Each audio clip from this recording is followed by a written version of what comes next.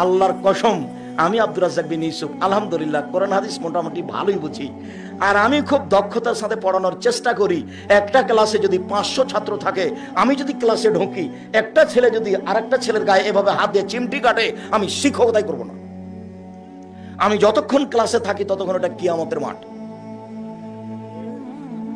এরপরেও আমি বলছি, আমি টুটা ফাটা যেটুকু কোরআন হাদিস বুঝি, তাতে মেয়ের বাপের 10টা টাকা খরচ হবে বিবাহের শুরু থেকে শেষ পর্যন্ত, এর কোনো প্রমাণ কোরআন হাদিসে নাই। এমনকি মনে হচ্ছে যে বরযাত্রী নিয়ে বিবাহ করতে গেছে, তো তোমার শ্বশুর লজ্জায় পড়ে 20টা বরযাত্রী আছে, 10টা ডুলি বিবি আছে, সবার জন্য খাবার রেডি করেছে, উচিত হবে বের হয়ে চলে আসার সময়তে, আব্বা আপনার তো কিছু খরচ হয়ে গেছে, 50,000 টাকা থাকলো আপনার কাছে। আমার এই কথা কি বুঝতে পেরেছেন? তার মানে খরচের কোনো পথঘাট মেয়ের বাপের বোঝা যায় না।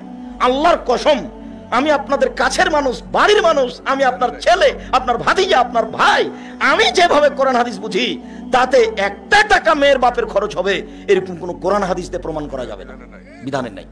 আর আমি যে কথা বললাম, এইভাবে উল্টে ধরার কোনো পথ নাই কিয়ামত পর্যন্ত।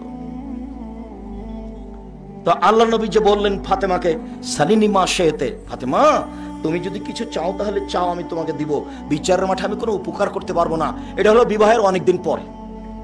বিবাহের পরে সংসার দেখে মেয়ের বাপ জামাইকে বলতে পারে, আচ্ছা বাবা তোমার তো খুব সমস্যা, তুমি তো ভালো ব্যবসা বাণিজ্য করতে পারছো না, আমি না হয় তোমাকে 50,000 টাকা দিলাম, দেখো তো তুমি কিছু করতে পারো কিনা। সেটা ভিন্ন জিনিস।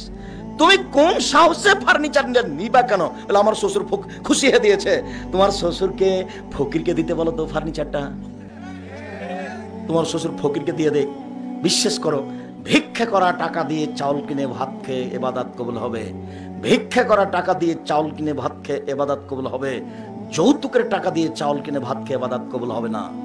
এই ফার্নিচার, এই খাট, এই খাটলা, এই চৌকি, এই বাক্স, এই আলমারি, এই শোকেজ সন্ধ্যা হতে হতে ফেরত দিতে হবে। এখানে কোনো জিনিস রাখা যাবে না। সবগুলো অন্যায় ভাবে, জুলুম ভাবে এসেছে। আর জমি জায়গা বাপ মরার সাথে সাথে ভাগ করে দিতে হবে বোনের আগে। যদি সেটা চাপায় নবাবগঞ্জ কোনো সমস্যা নেই, ওটা গায়ে বান্ধাই। যদি ভুলে বনে জমি জায়গা চাই বাপের, তাহলে তুই চলে যা বাড়ি থেকে, আর কোনোদিন আসবি না। এটা ভাই বলছে। বোনে কি বলেছে? বোনে বলেছে, ভাইয়া আব্বার মরা তো 10 বছর হয়ে গেল, তো আমাদের একটু জমি জায়গাগুলো দেও না, আমাদের কিছু একটু 2 শতক জমি দাও, নাহলে কিছু টাকা দাও। তখন বলছে মুখ খুলবি না, আর যদি কোনোদিন টাকা চাইস তাহলে এই বাড়িতে উঠতে পাবি না। অথচ আমি বক্তব্যে বলেছি যে 15 বিঘা জমি রেখে বাপ মারা গেছে, একটা ছেলে একটা মেয়ে, তো ছেলে নিবে 10 বিঘা আর মেয়ে নিবে 5 বিঘা। সকালে ছেলে নিবে, বিকালে মেয়ে নিবে, এর প্রমাণ নাই। কিভাবে নিবে? একসাথে নিবে। 5 মিনিট পরে নিতে হবে, প্রমাণ করা যাবে না। যদি আমরা 2 ভাই, আমার ছোট ভাই বরিশাল মডেল কলেজের শিক্ষক, আমি এভাবে রাস্তাঘাটে ঘুরে বেড়াই ভবঘরা হয়ে, যেভাবে দেখছেন। তো আমার বাপকে মাটি দেওয়ার পরে জমি জায়গা ভাগ করে দিয়ে আমরা রাতে খাওয়া দাওয়া করেছি। যদি আমি জমি একটু চিনি, আমার ছোট ভাই চিনেই না, আজও নয়। ওই বোনের সামনে করে খাই, ওটা না কোনো হিসাব করি না। আমার মাও আমাদের হিসাব করাটা ভালোবাসত না বলে আমার মনে হচ্ছে।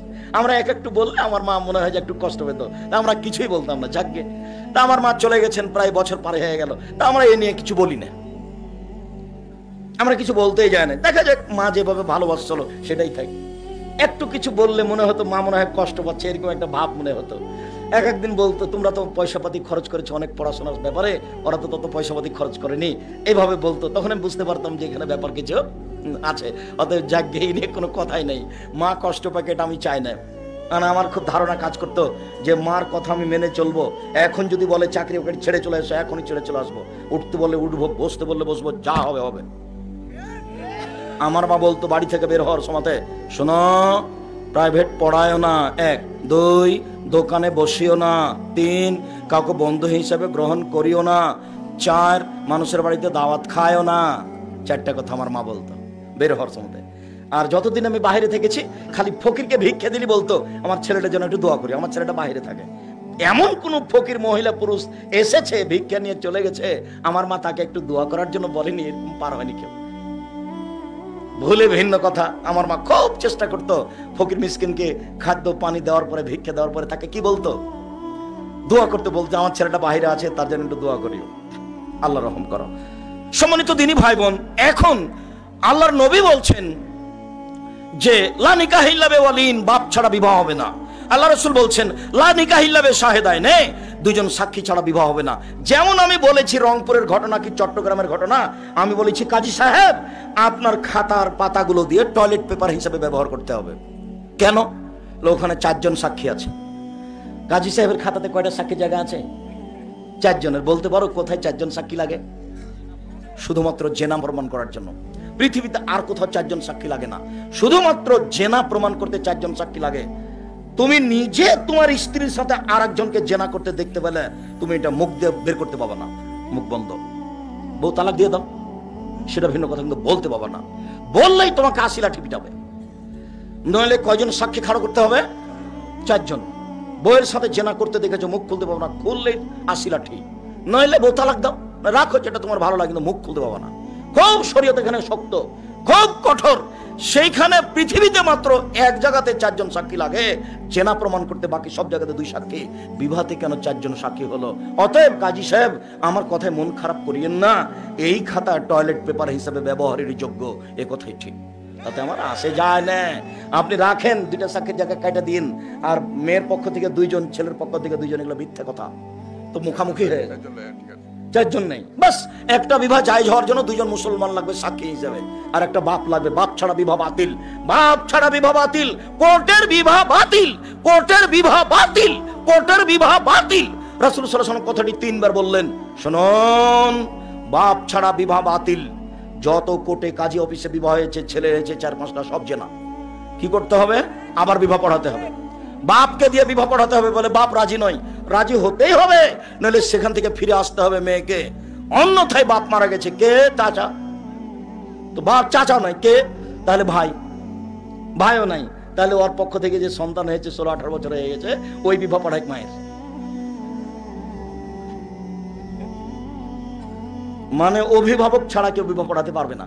চাঁপাইনবাবগঞ্জে উকিল বিবাহ লাগে, উকিল লাগে, উকিল শব্দটাই হারাম বিবাহের মাঠে। আবার চট্টগ্রামে উকিল বাপ, সেদিন থেকে বাপ, সেদিন থেকে আর নিজের বাপ বাপ নয়, সে বাচ্চা বাপের চেয়ে বেশি সম্মান করে চট্টগ্রামে। সেদিন থেকে মেয়েটা ওই উকিল বাপটাকে বাপ বলে ডাকবে, আর ওরই বাড়িতে খেতে যাবে। এই বাপ আবার জিম্মেদারিতে মেয়েকে নিয়ে আসবে বেটির বাড়ি। অবাক কথা, উল্টে গেছে ধর্ম। আমাদের চাঁপাইনবাবগঞ্জে উকিল বাপ লাগে, একবার উকিল শব্দটাই হারাম এখানে। আর বাপের উপস্থিতিতে ওর বড় চাচা উকিল হতে পাবে না, ওর দাদা উকিল হতে পাবে না, কেউ হতে পাবে না। ওর বাপকে উকিল হতে হবে। যদি চাচাকে নিয়ে আসে এখানে, তাহলে বাপটাকে মরতে হবে। তারপরে যদি এখানে দাদা আসতে চায়, ঢুকতে চায়, তাহলে বাপকে মরতে হবে, তারপরে দাদা। এটাই শরীয়ত। সম্মানিত দিনী ভাই বোন, এখানে আরো জরুরি কথা যে চাঁপাইনবাবগঞ্জ জেলাতে বিবাহের নিয়ম নীতিতে 1 নাম্বার হচ্ছে মেয়েকে দেখতে যাওয়া। সবাই মিলে মেয়েকে দেখতে যাওয়া হারাম। শুধুমাত্র ছেলে দেখতে পাবে। অতিরিক্ত মনে করলে ছেলে তার মা, খালা, ফুফুকে সাথে নিতে পারে। বন্ধু বান্ধব, বাপ, চাচা কেউ সে মেয়েকে দেখতে পারে না, চিরদিনের জন্য হারাম। দেখতে গিয়ে টাকা পয়সা, সয়না গনাগাঠি, আংটি কিছুই দিতে পাবে না, সবকিছু দেওয়া হারাম। এরপরে বিবাহকে মেয়েকে বায়না করা, বায়না প্রথা এখন কিছুটা উঠেছে, আগে ছিল। সবাই মিলে মেয়ের বাপের বাড়িতে ভালো মানের খাওয়া দাওয়া করতো, টাকা পয়সা দিত। সন্ধ্যার দিকে সবাই মিলে 2-3, 500, 2000, 5000 টাকা মেয়েটাকে গুনতে দিত। মেয়েটা সবার সামনে আসতো, এসে টাকাটা গুনে দেখাতো, সবাই পরীক্ষা করতো মেয়েটা নেওয়া যাবে কিনা। বায়না করা হয়ে গেছে, এই প্রথা হারাম, বায়না প্রথায় হারাম। এরপরে মেয়ে ঠিক হয়েছে, মেয়ের জন্য বরযাত্রী কতটি? 40 জন বর, 40 জন যাত্রী বরের সাথে, আর 20 জন ডলি বিবি। তখনই আগে বলে দিয়েছি, ডলি বিবি শব্দ চিরদিনের জন্য চাঁপাইনবাবগঞ্জ থেকে তুলে দিতে হবে। কেউ যেন আর না জানে যে ডলি বিবি কি জিনিস, কেউ যেন না জানে। কোনো দিন এই যুবক তোমাকে বলছি, তোমার বিবাহ হয়নি তাই না? তুমি বলবেন না, নিতান্তই যদি মা যদি ডলি বিবি কাউকে পাঠান, তাহলে আমার দাদিকে পাঠাবেন না। মামা, মা, আমি কোনো মহিলা মানুষ নিয়ে যাব না। অবশ্যই স্মরণ রাখতে হবে, ডলি বিবি চিরদিনের জন্য বিদায় করে দিতে হবে দেশ থেকে, চাঁপাইনবাবগঞ্জ থেকে। তারপরে ওই যে সবাই মিলে বসে ওকে ক্ষীর খাওয়াচ্ছে, থুবড়া প্রথা। যুবতী মেয়ে গীত গাইবে আর সবাই তার মুখে ক্ষীর তুলে দিবে, এটা চিরদিনের জন্য হারাম। তারপরে চাচাতো বোনেরা, ভাবিরা ওকে হলুদ মাখাবে, এটা চিরদিনের জন্য হারাম। আরে পুরুষের গায়ে হাত লাগিয়ে হলুদ মাখা তো দূরের কথা, মহিলা মানুষ মহিলার গায়ে হাত মাখা, হলুদ মাখানো নিষেধ।